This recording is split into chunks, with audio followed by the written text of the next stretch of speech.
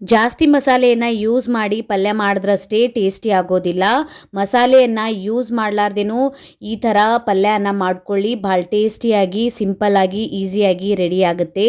ಯಾರು ಹೀರೆಕಾಯಿ ಪಲ್ಯ ತಿನ್ನಲ್ಲ ಅವ್ರನ್ನೂ ತಿನ್ನಕ್ಕೆ ಸ್ಟಾರ್ಟ್ ಮಾಡ್ತಾರೆ. ಹಾಯ್, ನಮಸ್ಕಾರ ಎಲ್ಲರಿಗೂ. Welcome to my channel. ಇವತ್ತಿನ ವಿಡಿಯೋದಲ್ಲಿ ಹೀರೆಕಾಯಿ ಪಲ್ಯನ ಮಾಡ್ತಾ ಇದ್ದೀನಿ. ಅದರ ಸಲಕ್ಕಾಗಿ ನಾನಿಲ್ಲಿ ಹೀರೆಕಾಯಿಯನ್ನು ತೊಗೊಂಡಿದ್ದೀನಿ. ಇದ್ರ ಮೇಲಿನ ಸೊಪ್ಪೆಯನ್ನು ನಾವು ತೆಕ್ಕೊಂಡ್ಬಿಟ್ಟು ನೀವು ಈ ಥರ ಕಟ್ ಮಾಡ್ಕೊಂಡ್ಬಿಟ್ಟು ಇದನ್ನ ನೀವು ತೊಳ್ಕೊಂಡ್ಬಿಡಿ. ಈಗ ನಾನು ಹೀರೆಕಾಯಿಯನ್ನ ಕಟ್ ಮಾಡ್ಕೋತಾ ಇದ್ದೀನಿ. ಈ ಥರ ನಾನು ಉದ್ದುದ್ದಾಗಿ ಕಟ್ ಮಾಡಿದ್ದೀನಿ. ಎಳೆಯಾದಂತಹ ಹೀರೆಕಾಯಿಯನ್ನ ತಗೊಳ್ಳಿ, ಪಲ್ಯ ಟೇಸ್ಟಿಯಾಗಿರುತ್ತೆ. ಈ ಥರ ನಾನು ಕಟ್ ಮಾಡ್ಕೊಂಡ್ಬಿಟ್ಟು ಈಗ ನಾನು ಒಂದು 4 ಹಸಿಮೆಣಸಿನ್ಕಾಯಿನ ತೊಗೊಂಡಿದ್ದೀನಿ, ಸ್ವಲ್ಪ ಬೆಳ್ಳುಳ್ಳಿಯನ್ನು ತೊಗೊಂಡಿದ್ದೀನಿ. ಈ ಥರ ಇದನ್ನು ಕುಟ್ಕೊಂಡಿದ್ದೀನಿ.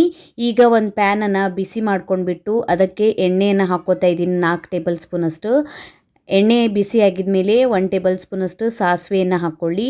ಸಾಸಿವೆ ಬಿಸಿ ಆಗಿದ್ಮೇಲೆ ನಾವು ಕುಟ್ಕೊಂಡಿರುವಂತಹ ಹಸಿಮೆಣಸಿನ್ಕಾಯಿ ಮತ್ತು ಬೆಳ್ಳುಳ್ಳಿ ಪೇಸ್ಟನ್ನು ಇದರೊಳಗೆ ಹಾಕ್ಕೊಳ್ಳಿ.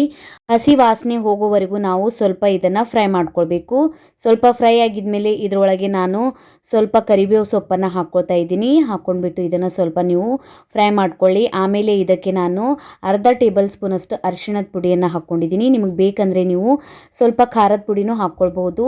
ಖಾರ ನಿಮಗೆ ಇಷ್ಟ ಬಂದಂತೆ ನೀವು ಜಾಸ್ತಿ ಕಡಿಮೆ ಮಾಡ್ಕೊಳ್ಳಿ. ಈಗ ನಾನು ಕಟ್ ಮಾಡ್ಕೊಂಡಿರುವಂಥ ಹೀರೆಕಾಯಿಯನ್ನು ಇದರೊಳಗೆ ಹಾಕ್ಕೋತಾ ಇದ್ದೀನಿ. ಹಾಕ್ಕೊಂಡ್ಬಿಟ್ಟು ಇದನ್ನು ನಾವು ರುಚಿಗೆ ತಕ್ಕಷ್ಟು ಉಪ್ಪನ್ನು ಹಾಕಿ ಸರಿಯಾಗಿ ಮಸಾಲೆ ಒಳಗೆ ಮಿಕ್ಸ್ ಮಾಡ್ಕೊಳ್ಬೇಕು. ಇದನ್ನು ಈ ಥರ ಮಿಕ್ಸ್ ಮಾಡ್ಕೊಂಡ್ಬಿಟ್ಟು ಒಂದು 5 ನಿಮಿಷ ನಾವು ಇದನ್ನು ಮುಚ್ಚಿ ಇದನ್ನು ನೀರು ಹಾಕ್ದೇ ಹೀರೆಕಾಯಿಯನ್ನು ಬೇಯಿಸ್ಕೊಳ್ಬೇಕು. ನಾನೀಗ ಇದನ್ನು ಸರಿಯಾಗಿ ಮಿಕ್ಸ್ ಮಾಡ್ಕೊಂಡಿದ್ದೀನಿ. ಈಗ 5 ನಿಮಿಷ ನಾವು ಇದನ್ನು ಮುಚ್ಚಿ ಬೇಯಿಸ್ಕೊಳ್ಬೇಕು. 5 ನಿಮಿಷ ಆಗಿದ್ಮೇಲೆ ಇದನ್ನು ನೀವು ನೋಡಿ, ಈಗ ಸ್ವಲ್ಪ ನಮ್ಮ ಹೀರೆಕಾಯಿ ಮೆತ್ತಗಾಗಿಬಿಟ್ಟಿದೆ. ಈಗ ನಾವು ಸ್ವಲ್ಪ ಮಿಕ್ಸ್ ಮಾಡ್ಕೊಂಡ್ಬಿಟ್ಟು ಇದರೊಳಗೆ 2 ಟೇಬಲ್ ಸ್ಪೂನಷ್ಟು ಶೇಂಗಾನ ಹುರ್ಕೊಂಡ್ಬಿಟ್ಟು ಇದರ ಪುಡಿಯನ್ನು ಮಾಡ್ಕೊಳ್ಳಿ. 2 ಟೇಬಲ್ ಸ್ಪೂನಷ್ಟು ಶೇಂಗದ ಪುಡಿಯನ್ನು ಹಾಕ್ಕೊಂಡ್ಬಿಟ್ಟು ಸ್ವಲ್ಪ ಕಟ್ ಮಾಡ್ಕೊಂಡಿರುವಂತಹ ಕೊತ್ತಂಬರಿ ಸೊಪ್ಪನ್ನು ಹಾಕ್ಕೊಂಡು ಸ್ವಲ್ಪ ಮಿಕ್ಸ್ ಮಾಡ್ಕೊಳ್ಳಿ. ಮಿಕ್ಸ್ ಮಾಡಿ ಆಮೇಲೆ 1-2 ಟೇಬಲ್ ಸ್ಪೂನ್ ಅಷ್ಟೇ ನೀರನ್ನು ಇದ್ರ ಮೇಲೆ ನೀವು ಹಾಕ್ಕೊಂಡು ಇದನ್ನು ಮುಚ್ಚಿಬಿಟ್ಟು ಒಂದು 5 ನಿಮಿಷ ಬೇಯಿಸ್ಕೊಳ್ಳಿ. ಸಾಕು, ಈ ಪಲ್ಯ ರೆಡಿ ಆಗುತ್ತೆ. ನೋಡಿ, ಈಗ ನಾನು ಮುಚ್ಚಿಬಿಟ್ಟು 5 ನಿಮಿಷ ಆಗಿದ್ಮೇಲೆ ತೆಗಿತಾ ಇದ್ದೀನಿ. ಗ್ಯಾಸ್ ಫ್ಲೇಮನ್ನು ಕಡಿಮೆ ಇಟ್ಕೊಂಡ್ಬಿಟ್ಟು ನೀವು ಈ ರೆಸಿಪಿಯನ್ನು ಮಾಡ್ಕೊಳ್ಳಿ. ನೋಡಿ, ಈಗ ನಮ್ಮ ಹೀರೆಕಾಯಿ ಸರಿಯಾಗಿ ಬೆಂದಿದೆ. ಇದನ್ನು ನಾವು ಈಗ ಗ್ಯಾಸ್ ಫ್ಲೇಮನ್ನು ಆಫ್ ಮಾಡ್ಕೊಳ್ಬೇಕು.